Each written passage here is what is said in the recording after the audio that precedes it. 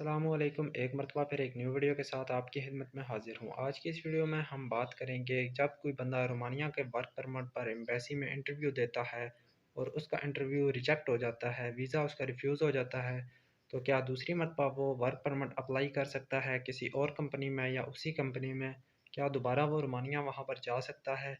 Interview उसका clear हो सकता है? मुकम्मल तफसील के साथ इस वीडियो में आपको बताऊँगा। इसके अलावा यहाँ पर मैं आपको बता दूँ, इसके हवाले से अगर आपके माइंड में कोई और सवाल हो तो आप नीचे कमेंट्स में भी पूछ सकते हैं, और अगर आपने पर्सनली मुझसे बात करनी है तो आप इंस्टाग्राम पे मुझे फॉलो करके मैसेज कर सकते हैं। वहाँ मैं आपको रिप्लाई करूँगा। जब किसी बंदे का वर्क परमिट पाकिस्तान में आ जाता है, रोमानिया में वो वर्क परमिट अप्लाई करता है, अप्लाई करने के बाद उसका वर्क परमिट पाकिस्तान में आता है। यहाँ पर वर्क परमिट आने के बाद उसका एम्बेसी में इंटरव्यू होता है। इन्वेस्टर को वो इंटरव्यू देता है। इंटरव्यू में अगर वो इन्वेस्टर को सेटिस्फाई नहीं कर सकता, अगर उसके डॉक्यूमेंट्स में कोई गलती आ गई है, उसके कोई डॉक्यूमेंट्स मिस हैं, कोई भी मसला हो सकता है, वहाँ पर जो है आपका वीज़ा रिफ्यूज़ हो जाता है। वहाँ पर आप रिजेक्ट हो जाते हो। तो कुछ लोग कहते हैं कि एक दफ़ा जो है वो रिजेक्ट होने के बाद दोबारा हम अप्लाई नहीं कर सकते, क्योंकि उनके पास रिकॉर्ड होता है और वहाँ पर जो है हम वर्क परमिट दोबारा अप्लाई नहीं कर सकते। रोमानिया में हम वर्क परमिट पर नहीं जा सकते।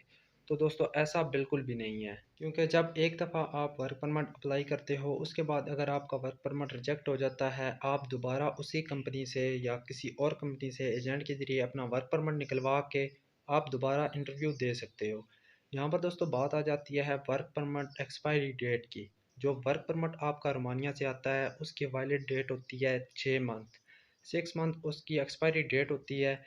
6 मंथ के अंदर अगर आपका इंटरव्यू, पहला इंटरव्यू जो है वो क्लियर हो जाता है, वहाँ पर आप जो है आपको वो रिजेक्ट कर देते हैं। उसके बाद अगर उसकी वायलेट डेट रहती हो तो आप दोबारा जो है वो आप अपना वर्क परमिट जो है वो अप्लाई कर सकते हैं। मिसाल के तौर पे एक कंपनी का आपके पास वर्क परमिट आया है, वहाँ से आपने एक कंपनी से अपना वर्क परमिट निकलवाया है, वहाँ से जो वर्क परमिट आएगा उसकी एक्सपायरी डेट होगी 6 मंथ। 6 मंथ के बाद वो जो है वो एक्सपायर हो जाएगा।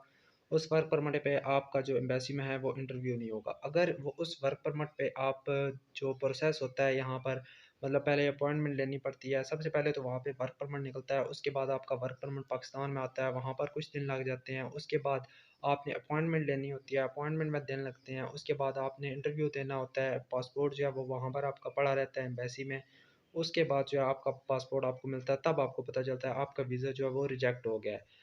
इस दौरान जो है काफ़ी 3-4 मंथ जो हैं वो आपके गुज़र जाते हैं। यहाँ पर बात आ जाती है, अगर आप उसी कंपनी से जो है वो आप दोबारा वर्क परमिट निकलवाना चाहते हैं, उसी कंपनी से एजेंट से फिर बात करके आप अगर 6 मंथ के अंदर दोबारा वहाँ पर अप्लाई करते हैं, तो दोबारा जो है वो कंपनी आपको वर्क परमिट जो है वो इश्यू करती है, और उस वर्क परमिट पे आप दोबारा जो है वो आप एम्बेसी में इंटरव्यू दे सकते हैं। इस हवाले से मैं आपको सजेस्ट तो नहीं करता, मतलब जो बात मैं कर रहा हूँ आप वही मान लें। आप अपनी तरफ से जो आपका मतलब मैनेजमेंट है, आप उसी को फॉलो करके आप अपना काम करेंगे। यहाँ पर अगर आप एम्बेसी में एक दफ़ा रिजेक्ट हो जाते हो तो दूसरी मरतबा ये गारंटी नहीं है कि आप जो है वो दोबारा जो है वो आपका वीज़ा स्टम्प हो जाएगा। कुछ लोगों का एक मरतबा जो है वो रिजेक्ट हुआ है, और दूसरी मरतबा भी जब उसने उन लोगों ने अप्लाई किया है, उन्होंने इंटरव्यू दिया है, दूसरी मरतबा भी कुछ लोग जो हैं वो रिजेक्ट हुए हैं। और कुछ लोग ऐसे हैं जो एक दफ़ा जो है उनका वीज़ा रिजेक्ट हुआ है, दूसरी मरतबा जब वो उन्होंने वर्क परमिट जो है वो निकलवाया है, तो उन्होंने एम्बेसी में इंटरव्यू दिया है, तो उनका वीज़ा जो है वो लग गया है। यहाँ पर बात आ जाती है किस्मत की, आपका लक जैसे है, मतलब लक पे बात आ जाती है। इसके अलावा दोस्तों, अगर आपका 6 महीने जो है वो 6 मंथ आपके गुजर जाएँ, उसके बाद आप उसी कंपनी में से आप अगर अप्लाई करोगे तो उस कंपनी का वर्क परमिट आपको नहीं मिलेगा, और उसके बाद 6 महीने के बाद अगर आप दोबारा वर्क परमिट निकलवाना चाहते हो तो आप किसी दूसरी कंपनी से कॉन्टैक्ट करोगे।